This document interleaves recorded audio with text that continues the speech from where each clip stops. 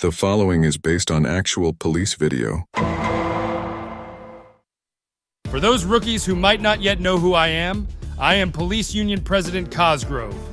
I'm sending out this videotaped newsletter to all our brothers in blue to alert you to the fact that some reporters have been digging around the precincts, asking to have access to police personal records and files. Of course, they are sniffing around to try and dig up some dirt, but I don't want these aggressive journalists to force any officer to relive a problem that's already been adjudicated, that they've already been disciplined for, that's already seen scrutiny in the public eye. So purge your files according to our union contract. Make sure that the things you don't want in there aren't in there. Things like the time when you hit your spouse so hard that she had to get stitches. Or things like the time you shot a citizen's dog, even though it wasn't threatening you or attacking, but that barking was just so damned annoying. Things like the time you used excessive force and tased a man in his genitals, and that man wasn't even the suspect you were looking for, but sort of matched the description. And obviously, things like the time you were involved in a fatal shooting, but you feared for your life. So of course the investigators ruled it as justified, even though the suspect was unarmed and had his hands up. I don't want any of you fine officers to relive any of those sorts of things. You have already endured that 2-week suspension with pay while you were waiting for that stern letter of reprimand. So unless you want to go through that trauma all over again, take a look at your records, clean house, and get back out there and continue to protect and serve. Cosgrove out.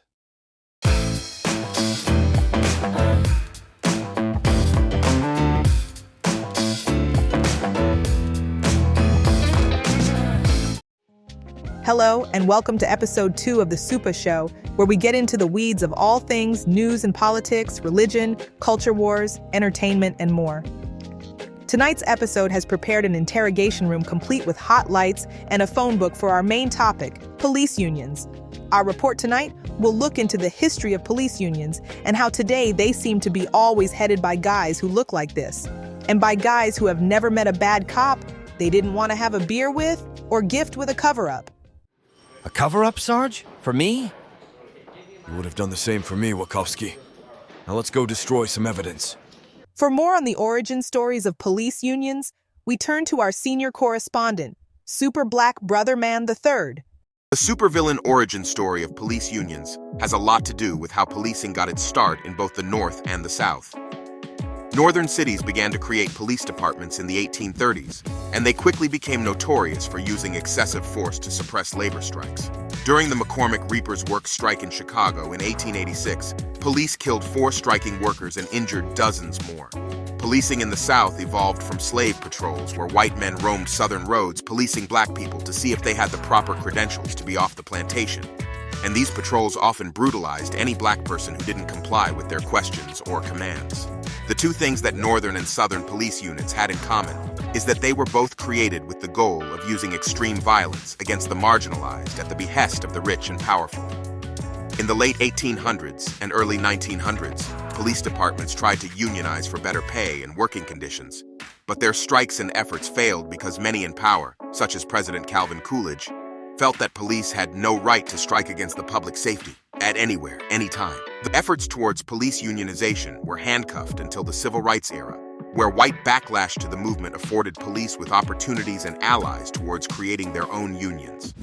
Adam Serwer, author of The Authoritarian Instincts of Police Unions, which was featured in the Atlantic magazine, had this to say about this newfound coalition. For most white voters, riots and clashes with police in black neighborhoods in 1967 and 68 confirmed that liberal efforts to alleviate racial inequality had failed, and that overwhelming force was the answer.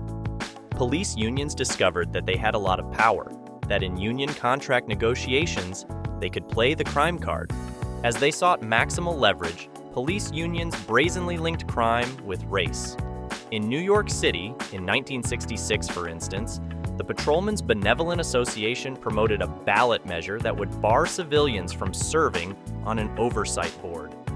Supporters of the union ran an ad showing an anxious white woman exiting the subway alone onto a deserted street with the words, "Her life, your life, may depend on it." The group's president at the time warned, "You won't satisfy these people until you get all Negroes and Puerto Ricans on the board, and every policeman who goes in front of it is found guilty. The police union and its allies won in a landslide victory.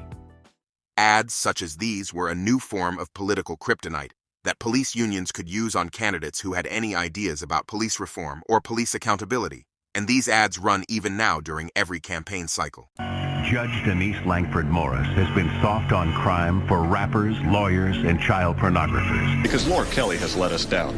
Laura Kelly's too soft on crime. Mandela Barnes, dangerously liberal on crime. Far-left Fetterman, weak on crime. The reason Republicans accuse their opponents of being soft on crime is because it works. It's a coded way for Republicans to tell voters, my opponent will not keep black people under control. Tapping into white fear and hate, giving politicians campaign contributions, and accusing any political candidate of being soft on crime allowed police unions to gain their superpowers we know of today. The powers of having a great deal of police unaccountability enshrined into municipal and state law. We all know that with great power comes great responsibility, but try telling that to most police unions. What are some of these great powers? We turn to our special correspondent Bombay for a superpowers checklist. You ain't seen unionized superpowers till you've looked at a police union contract. For starters, many contracts allow police to erase all the bad stuff in their disciplinary records, in some cases only after 6 months of the infraction. Just imagine if you could magically erase those inappropriate remarks about your supervisor you drunkenly shouted out at last year's office Christmas party. Okay, so Jim, no. I'll tell you something about Jim. Jim is cheap. He likes his cheap women and his cheap champagne, or whatever you want to call it. Next, if accused of wrongdoing, many police get 24 to 48 hours before they have to speak to an investigator, giving them time to consult with other accused officers to get their stories straight. Our stories need to be on the same page, O'Donnell. The way I see it, we can pick 2 scenarios. 1, he was reaching for my gun, or 2, he had a knife and you feared for your life. I used feared for my life the last time I shot an unarmed black man. Reaching for my gun it is then. And if that isn't bad enough, many contracts allow police to see all of the evidence against them, including videotape, photos, audio tape, and even the names and statements of witnesses before the accused officer has to speak to an investigator. And if the officer made any statements before reviewing the evidence against them. Some contracts allow officers to amend their statements. Let me rephrase that. Police union contracts often disallow the investigation of anonymous complaints because who would ever be afraid to publicly call out the people with a literal license to be lethal? And many contracts or practices allow accused officers to resign before a criminal investigation has been completed. And said officer can then reapply for another policing job, sometimes in the next town over. It's like a magic do-over. In some cities, such as Chicago, unions have contracted a rule that imposes a 5-year statute of limitations on investigating police misconduct without special permission from the chief of police. So a lot of bad cops manage to just run out the clock. With this bank of super protections, is it any wonder that there is a direct correlation between union contracts that shield police from accountability with police killings of unarmed civilians? And by correlation, we mean the stronger the police union contract, the more unarmed people they tend to kill. And most who are killed are black and brown people. The power of police unions often outstrips the administrative capabilities of both the mayor and chief of police in many cities, especially when it comes to firing bad police. When city officials fire bad cops, they often appeal, and union-friendly arbitrators often give them their jobs back. According to Reuters news agency, a Washington, D.C. audit revealed that 36 of the 49 officers fired between 2015 and 2021 were reinstated and received $374,000 from the district on average. One officer was terminated in 2009 after he was found guilty of sexually assaulting a young woman in his police vehicle. He got his job back 10 years later, in 2019, and was paid roughly $532,000 in back pay. And here's another quote from Reuters. In 2022, the Alameda County Sheriff's Office in California returned badges and guns to nearly all of the 47 officers that the department had stripped of their duties in September because they had received unsuitable grades on their psychological fitness for duty exams.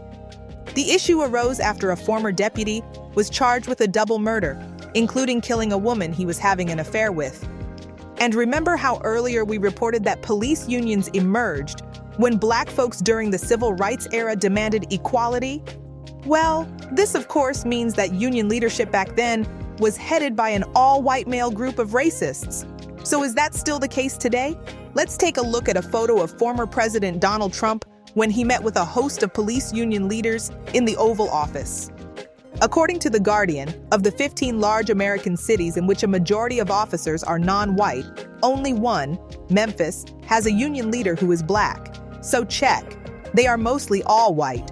But are they still racist? Well, let's take a look. Lamar Thorpe made that announcement today following a judge's decision to release the names of 17 police officers accused of exchanging racist text messages. He says he's especially disappointed because one of the Antioch officers accused of exchanging those racist texts is the president of the Antioch Police Union. Kroll is a strong and outspoken supporter of President Trump. He's referred to the Black Lives Matter movement as a terrorist organization. Kroll has also been accused of wearing a motorcycle jacket with the white power patch sewed in. As a young officer, Kroll was accused of beating, choking, and kicking a biracial 15-year-old boy while yelling racial slurs at him. When you go to work each day, you shouldn't have to worry that a pack of rabid animals will suddenly show up at your home and openly threaten your family. In response to a Wayne State University officer who was shot in 2016, FOP President John Catanzara, in response, posted, quote, WTF, it's seriously time to kill these mother blanks. In 2017, Catanzara reacted to a story about mutilation by an Islamic extremist. The board asserts Catanzara's post stating, quote, savages, they all deserve a bullet, end quote, as a biased reference towards Muslims. Not only are union bosses overwhelmingly white men and racists, they are also the very bad apples cops are always blaming all police misconduct on. Former Boston Police Union president accused of sexually abusing children is in court right now, pleading guilty to charges including rape of a child. The wife of a corporal with the Dearborn Police Department, who's also the police union president, said she and her husband had gotten into an argument after returning from a party. She tried to leave, she said, and he assaulted her. The executive director of the San Jose Police Officers Association facing drug charges tonight, accused of importing and then distributing thousands of synthetic opioid pills. The former union president, Dana Pullman, is accused of embezzling money he allegedly spent on flowers, lavish dinners, and travel. Ever since the George Floyd protests in 2020, there have been calls all over the nation to reform police. But police unions have balked at almost all suggestions for change, refusing to allow for any shred of oversight by non-police investigators or to decouple their pay and benefits interests from practices of police discipline. Politicians still want police union support, are deathly afraid of being considered soft on crime, and some probably love the original mission statement that police were created for, keeping Black and brown people and the poor in line. Can cities break the stranglehold of union get-out-of-jail-free provisions? And will union leadership finally agree to reasonable compromise and put some real teeth behind their motto to protect and serve? If Officer Daniel Auderer, Vice President of the Seattle Police Officers Guild, is any indication, the answer to that question is... Don't think so. The video captures the voice of Detective Daniel Auderer, the vice president of the Seattle Police Officers Guild, talking on a telephone call reportedly to Union President Mike Solon. The call happened one day after 23-year-old John V. Kandula was struck and killed by another officer's squad car while that officer was responding to an emergency call. At one point, the detective appears to talk about what might happen if the victim's family sued the department. Yeah, just write a check. Just, yeah, $11,000. She was 26 anyway. She had limited value. Until all of us demand common sense police reform and strip police union members of their superpowers, the motto of "to protect and serve" will continue to mean we won't ever know which officer will show up when we dial 911. Officer Jeckyll, or Officer Hyde. Thanks for watching The Super Show till the end. This is a one-person production company, so if you want more of this kind of content, please support the channel by hitting like and subscribe. Also, click that bell notification button and tell your friends to watch the show. In the meantime, always remember to think for yourself and have a day that's super.